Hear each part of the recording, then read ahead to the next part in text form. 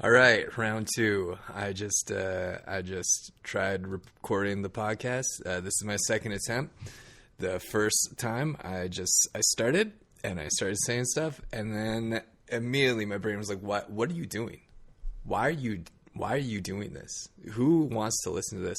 Which, fair question, brain. But that's why I'm doing this, is because as soon as I start talking on the podcast, there will be times where I can actually get past the self-consciousness, but usually I will cycle in and out between like, what are you doing? Like being like, oh, I'm actually have something to say. And then listening to me talking, being like, what the hell are you? Why, who do you think you are? Who do you think you are that anyone would want to listen to this? So that's what's going on. So this is my internal monologue. I'm trying to, as a comedian in this day and age, you got to create content. You got to create a lot of content. You got to do it. And so I'm trying to do that, and actually trying to see if a format like this, a podcast, which also is going on YouTube, can it be art? Like one of my favorite types of books are comic books, are slice of life comic books, where it's just I was just reading this one by Julia Wirtz, which is just her going through recovery and drinking, and I want to see like her experience, and it's just like, here, this is actually what's going on with my life. And so I'm trying to see if this can be that. Can it? Who knows? Because as someone who's trying to, I guess, be in the public eye or whatever, I never really saw myself as like, I'm trying to, trying to basically have a career. And 38, I've been doing stand-up comedy for like 15 years. And, like part of my, I think part of what's held me back, obviously, is the alcoholism, which, I'm working on. But I could never really see myself as being successful. I just couldn't see it.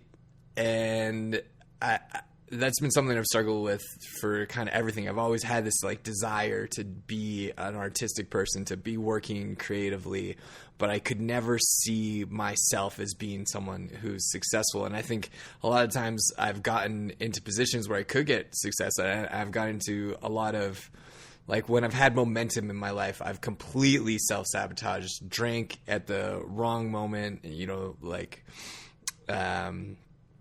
it's just been a pattern I've repeated throughout my life. This one time, my short I directed got into a film festival at Just for Laughs Northwest, and we won Audience Choice Award, and then I got like blackout drunk that night. And, not a good look.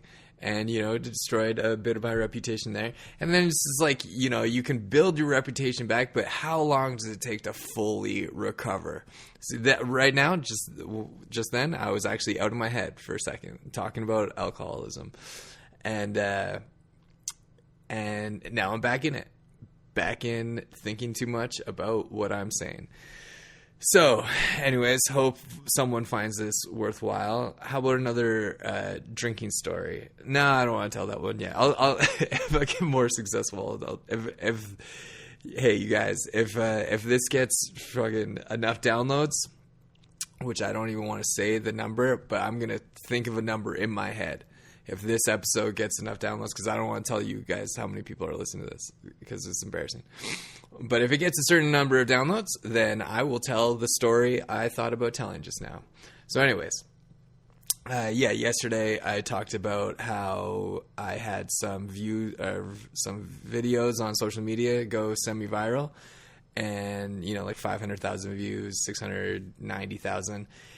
And for most of them, just sort of generic, dumb takes where I wasn't really saying anything interesting. I tried to have like a joke there, but, who knows if it was any good. And then, but it was all sort of complaining about baby boomers. And I uploaded one yesterday where I was just, again, talking about how baby boomers are kind of delusional, in that they just don't understand that how the economy is different. And I tried to make it like I tried to put like my own spin on it, give it a take. I talked about how like we're all just competing for attention so we can get, DraftKings, but I uploaded it to trial reels, because that's how I do. I upload all my videos to trials first to see how they do, because I'm a coward and I hate everything I do. And so if I upload it to trials and then it does well, I'll share it to my main feed, because then I'll go like, hey, listen, you guys, because I know how everything works. And it's like, if something gets a lot of views, it's like, well, people now see it's vetted, it's socially proved, right? So even if I think it's stupid, it's like, well, look at how many people watch this, right? Because I'm a coward and a drinker and a fiend. And so I uploaded it to trials, and it's gotten like 8,000 views. It didn't go viral. I don't think it will go viral. I think just something about the first 3 seconds, the hook isn't that great. And it was a relief. It was a relief, because for a second, like everything I had made about baby boomers sucking had done really well. It had done well online. And I was like, do I just have to be the baby boomer guy? Because there is this, I was sort of emulating this one comedian who posted stuff, and he was just the baby boomer guy. And it seems like, I don't know, like he was complaining about baby boomers, and had millennial takes, and again, like it's just kind of stuff that everyone's been saying. It wasn't particularly insightful, but I think there's a lot of like rage against baby boomers right now. Understandable, because they are like, I don't want to get into it now, but it's just, they just don't get it. They don't understand that the last time the economy really functioned was for them. And since then, it's been a downward sprint, a downward sprang? What the hell was that word? A downward glide, just a downward ride. It's just gone downhill since then. But they don't understand that it wasn't because they were smarter and harder working. It was because they took a system that was working and then removed all the guardrails from it to make themselves richer, and then everyone who came after more poor. But whatever. But yeah, it's this weird thing with social media now, where it's like, I've watched so many like tutorials on how to get your social media blow up, and they all say like, oh, if you're doing one thing, you got to keep doing that thing. And I've seen my friends have social medias that do blow up, and they get a bunch of views, but they'll be comedians, and then their social media will be something that's not really their comedy, or it's comedy adjacent, and then it's like, yeah, okay, well, now you have 300,000 followers, but does that mean anything? Because people are tuning in for this one specific thing that you're doing, but do they give a fuck about you, like who you are? And are they going to be your fan, or do they just like this one weird, thing that you're doing? And so anyways, this podcast, me doing it every day. I was watching this one video by this guy. Was talking about how to make a successful YouTube channel. He's talking about if like daily uploads sort of develops momentum. And you know what? I feel better today. I feel better today than I did yesterday. And so I do want this to be like uplifting, if it can, inspiring. And if you're watching this or listen to this, please reach out and be like, hey man, I listened. And then that would make me feel so good, because like I see the views, I'm getting views. People are downloading and listening to it, but it feels fake. Like someone listened to in Sweden and the UK. Nah, come on. I feel like Pod being the hosting service is just trying to make me feel good. But yeah, so it is, this is my attempt. And then I think like, consistency, momentum, that's important. These are important things. I should get more consistency and momentum with my day job, because I've been not doing that lately, because I've had a bunch of money come in from other stuff, but I'm still in debt, and I am thinking about buying a video camera with that, because I think, who knows? I think, buying tech feels like you're doing something, feels like you're really committing to something. This looks fine, honestly. Maybe I shouldn't buy it. But, anyways, so yeah. This is my, my attempt to see if this can be art. Can it? I don't know. What the hell is art these days? Anyways, so yeah. Also, I've got like a list of weird topics that I'm reading from. I have one that's self-hatred is another form of narcissism, and yeah, I do think that is true. I asked ChatGPT yesterday.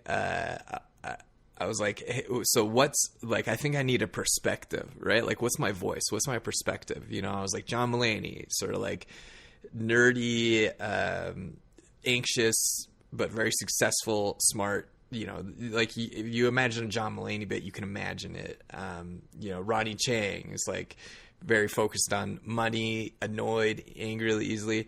And I was like, what's my perspective? And he's like, what do you get mad at? ChatGPT said this sort of genuinely, like, what can you just riff on? What do you get the most angry at? And the thing is like the thing I get the most angry about is Canadian politics and myself.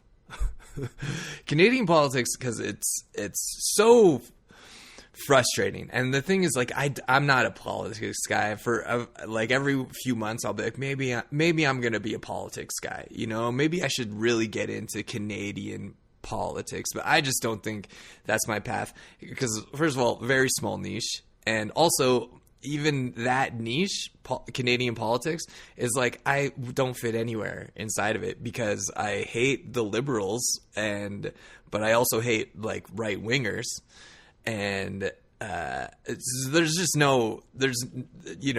be talking about like 4 people. I don't even think I've ever met someone who shares my political views at all, because most people just don't really care about Canadian politics. They're not interested. They don't look into it.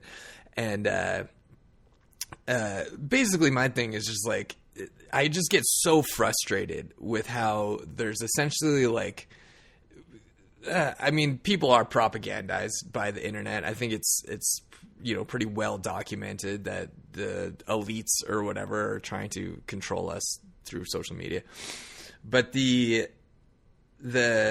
Liberals have just done such a good job as portraying like the current political landscape as either you're with us or you're with Donald Trump, which is so insane, and people are buying it.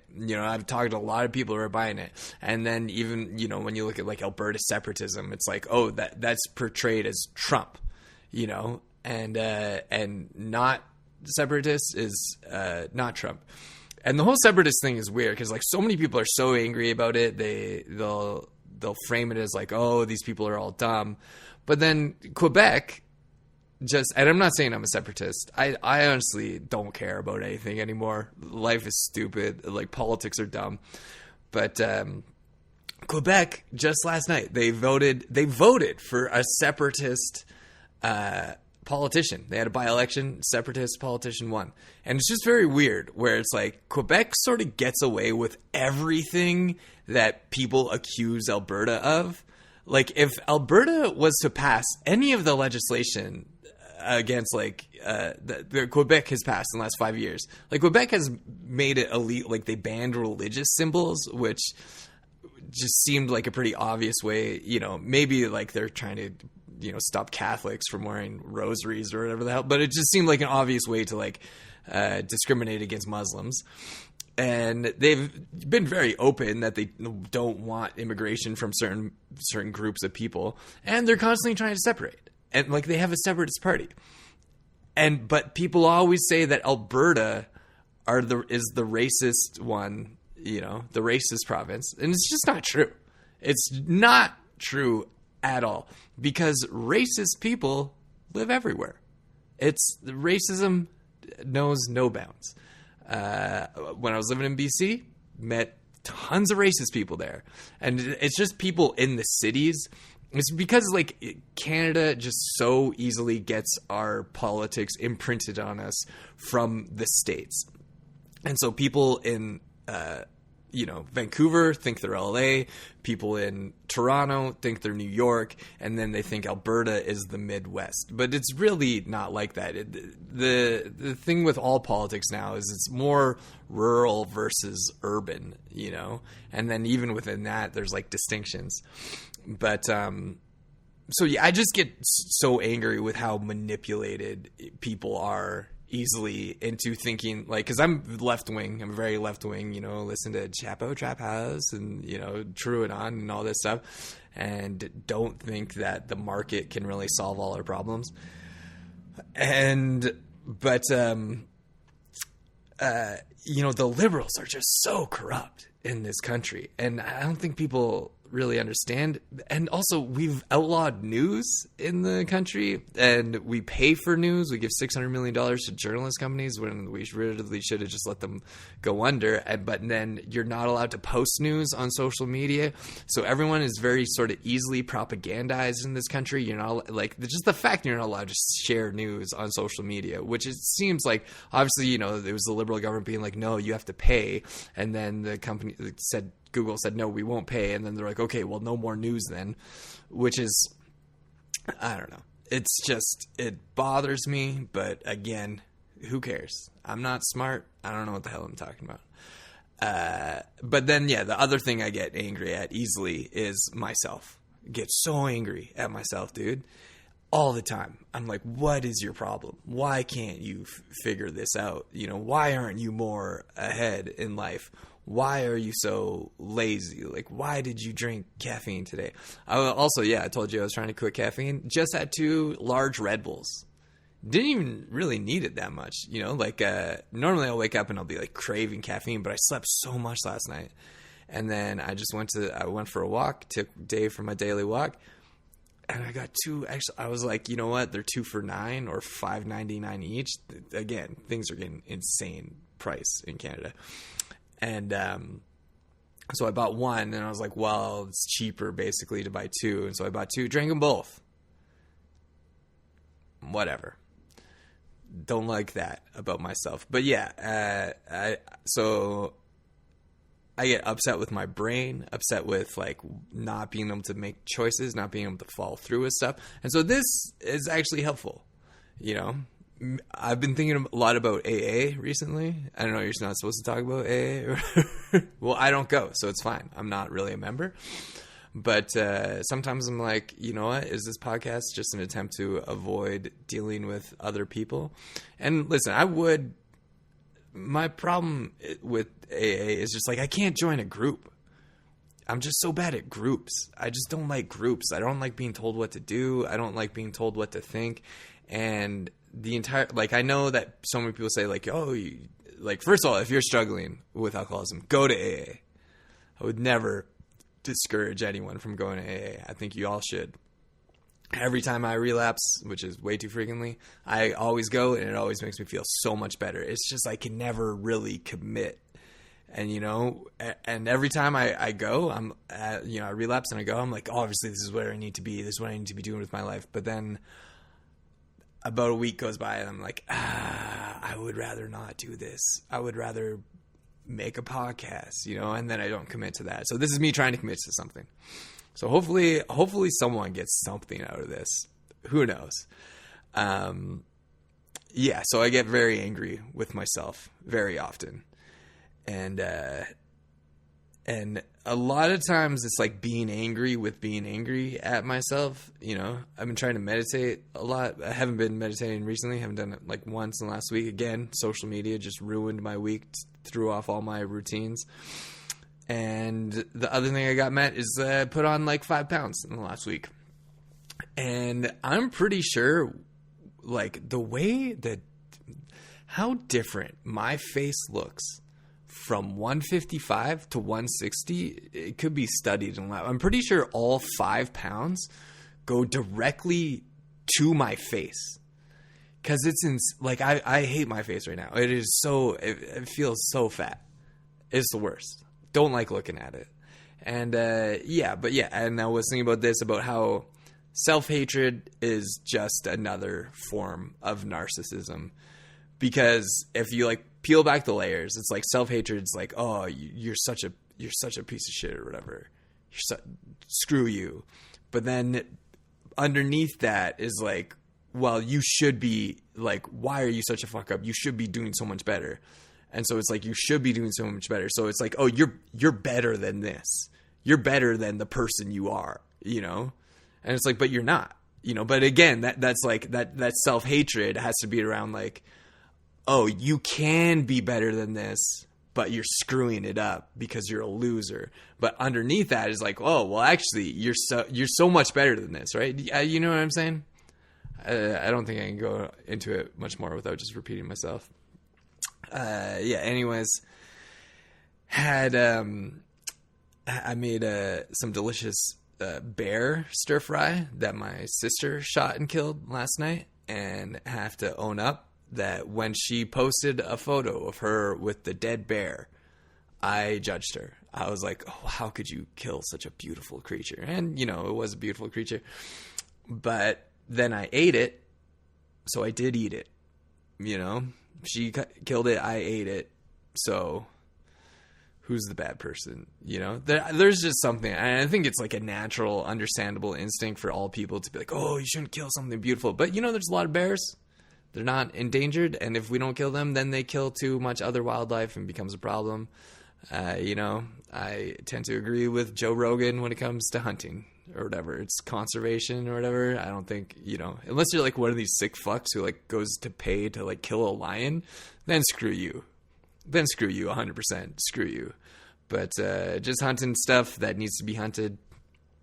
Obviously, I'm eating meat. I feel bad about it a lot of time, but I do eat it, so whatever. And yeah. So I think I covered everything that I wanted to cover today. Oh yeah, I've got a show coming up in Winnipeg. If anyone happens to be in Winnipeg and is listening to this, the last time I was in Winnipeg was for Winnipeg Comedy Fest, and I did the club I'm going to be doing there at the Basement. And after my set, I was really high. I was really high at basically all of Winnipeg Comedy Fest, except for when I was doing shows. I would immediately get high after because I really wanted to drink. And getting high, it makes you feel terrible enough that you can't even think about drinking. Obviously, of course, the urge to drink did not go away. That I don't know if that will ever go away. But after my set, these two really cute girls who looked like 22 or something, they came out and they're like, oh my God, you were so funny. And to me and this other guy who had just done a set, they're like, we think you're awesome. And we're like, and we sort of froze. And I could tell the guy was like also like me, like a comedian, because he's not social superstar. And they were like, we're going to flash you. And I was like, I was so high and I didn't know what to say, and I immediately went inside my head and I was like, oh my God. And then I was like, you should have.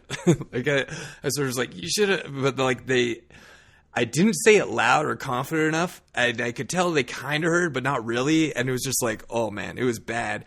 And then our cab was coming. We had called an Uber and it came. We were waiting for it. And they're trying to joke around with us, but we had no ability to riff. Neither me or this guy. I don't know if he was high, but I was super high and stuck in a no riff zone.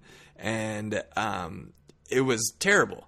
It was terrible. And then we got in the Uber, and then hopefully we were going to drive away. But then the Uber, there was another Uber in front of us, and it was parked in this one area, so we couldn't move forward. So then we were just in the car next to these girls who had just hit on us, like been so down to like hang out. We could have invited them to the hotel or whatever.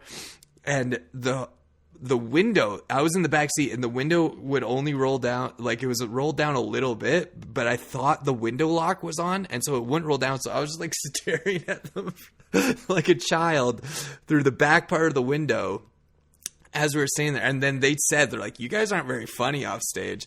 And I was high and, when I'm high, it's like something like that is so embarrassing, but I kind of got over it relatively quickly in the moment because everything feels so weird and embarrassing that when you're high. But it was rough, and I'm still not over it to this day. So if you're one of those girls in Winnipeg, listen to this, come on the show. And probably the same thing will happen again because I am not good in person after a show. While you're on stage, you have to sort of repress every awkward instinct you have in your body. And then as soon as I'm off stage, those all come out. And then I feel so weird. And, you know, I wish there was one of these cool guys who's just like, you know, like, pow, let's get it, you know, but I'm not. Okay, and so almost done here. I just wanted to... This is why I don't follow the news anymore. I was like, you know, I was getting ready for this podcast and thinking like, oh, what could I talk about? So I went to Twitter and checked trending topics. One of them was Candace Owens. So here's one guy, Graham Allen, at Graham Allen. And he says, this is just the first 3 posts when you click on Candace Owens trending. Graham Allen says, I'm coming for everyone responsible for Candace Owens' demonic attacks against Erica Kirk and her children, her husband, her team, her donors, and even her sponsors. You are all to blame. To the, quote, friends of Charlie, unquote, who refused to speak, I am coming for you as well. And this guy, he has got a thing on the back that says, The Graham Allen Show. He seems schizophrenic, but I guarantee you, this is like a pretty common... I have no idea what he's talking about, but probably a lot of people do and really agree with him or think he's a demon. The world has gone insane. Schizophrenia just seems to be like sort of the default now. Like things that, you know, if you were to say online even 15 years ago, people would be like, oh, I guess this guy's completely lost his mind. Now those are mainstream opinions. And what is the mainstream? I mean, this is trending. This is a trending topic. I don't know what the hell they're talking about. I guess Erica Kirk is a demon or Candace Owens is a demon. Here's the next one by Jeremy Boring. I don't know Erica Kirk. I do know Candace Owens. Erica met the moment of her husband's assassination with a grace unimaginable. Candace met the moment of her so-called friend's assassination as she meets every moment, focused on herself and her insatiable hunger for fame and aggrandizement. If you find yourself believing the latter in her smears of the former, please know you are being manipulated by one of the best in the business, but you're still wrong and in the wrong. May God open your eyes to the evil you are participating, and may God bless Erica Kirk. Again, okay, so he's criticizing, again, this is weird commentary because I don't know what the hell they're talking about. I guess Candace Owens is spreading lies about Erica Kirk, which, good. Who cares about Erica Kirk and Charlie Kirk? When Charlie Kirk was assassinated, killed, or whatever, I was sort of like, oh no, this seems bad. And again, it does seem bad. You know, I don't think it's good that we're murdering people for views or whatever. What was he killed by? You know, I'm not going to say it so I don't get whatever. If this ever gets monetized, I don't want to get demonetized. But was he killed by a certain state? Who knows? Is that what Candace Owens is talking about? Who knows? Is she making up something? But it's just like these people are all freaks. They're all insane. So I'm kind of on Candace Owens' side because this guy's like, oh, Candace Owens is trying to self-aggrandize. All right, what are you doing, you loser? You also have a podcast that looks like it's called Trigger Optometry. I don't know. The clock is in front of it. Let's click Jeremy Boring's here. Oh, okay, yeah, co-founder of Real Daily Wire. So screw this guy. I mean, if you listen to Daily Wire, fine. I don't give a fuck. But and then Kevin Smith. So this is the third post. This is really what Candace Owens' documentary is about, and it says it's a picture of Candace Owens wearing a crown, and it says, I should have been Bride of Charlie, an investigative series. Now, I'm assuming this was made by AI, because I should have been Bride of Charlie. I'm pretty sure that's supposed to be I should have been the Bride of Charlie, but whatever. And this is why I don't care about politics. Or like, it's not that I don't care. Like, I do care. I see what's happening in the world. It seems bad, obviously, you know. But I just can't get upset with anyone for thinking what they're thinking, because this is all just blatant schizophrenia. Like, who cares? Who cares what Candace Owens is? And the thing is, it used to be in the 70s. Everyone was sort of watched the same news. People had a general consensus of what was going on in the world, and then you had different opinions on it. Now, the media landscape is so fractured. No one listens to traditional news anymore because, I don't think you should. They're obviously lying about everything.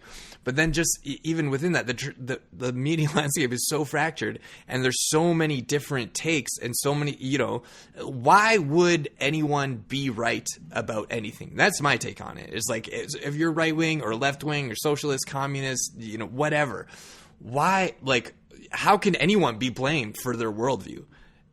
When we're all just constantly under psychic bombardment by, corporations, podcasters, a million different people all trying to tell you the truth. And obviously the government's lying to us about so much stuff. And then you go, okay, well, the government's lying. Maybe Joe Rogan's telling the truth. And I think Joe Rogan believes he's telling the truth most of the time, but I don't think he necessarily has all the facts about stuff. But there is an authenticity there. And I think that's what people respond to now, is authenticity. But being authentic and telling you to, like, being honest about what you think is the truth doesn't mean you actually know the truth, And I think that's because I think people are sort of intuitively good at knowing when someone is being authentic and knowing when someone is being inauthentic, right? And I think that's why people don't trust politicians and they do trust podcasters.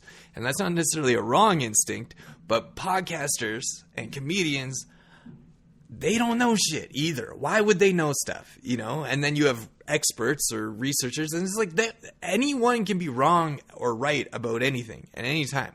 It's very hard to know what's going on in the world these days.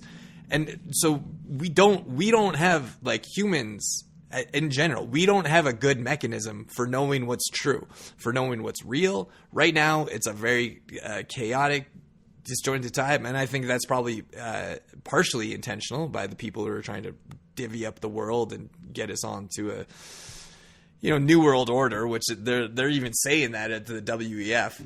That's the thing, I've been into conspiracy theories for a very long time, and now so much of the stuff, the conspiracy stuff, it's just like they're just open about it now. Obviously, the Epstein thing was huge, that these people are sort of controlling the world in a weird way, where it is this small cabal of people, and it's just like, I don't know how that was so controversial. And I think it's because people want to believe the official narrative that, oh no, there's systems in place. And it's like, yeah, well, those systems are done by people, and people can manipulate people.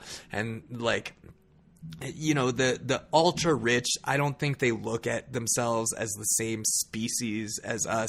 They don't care. It's the same way that we sort of are dismissive towards homeless people, where it's like, oh yeah, that's terrible, but what are you going to do? I think that's how the ultra rich look at the majority of people. It's like, oh, our lives seem so terrible to them that they can't even relate to it, and they don't want to relate to us. And so if a few million people have to die for them to get a little bit richer, they don't really care about that, And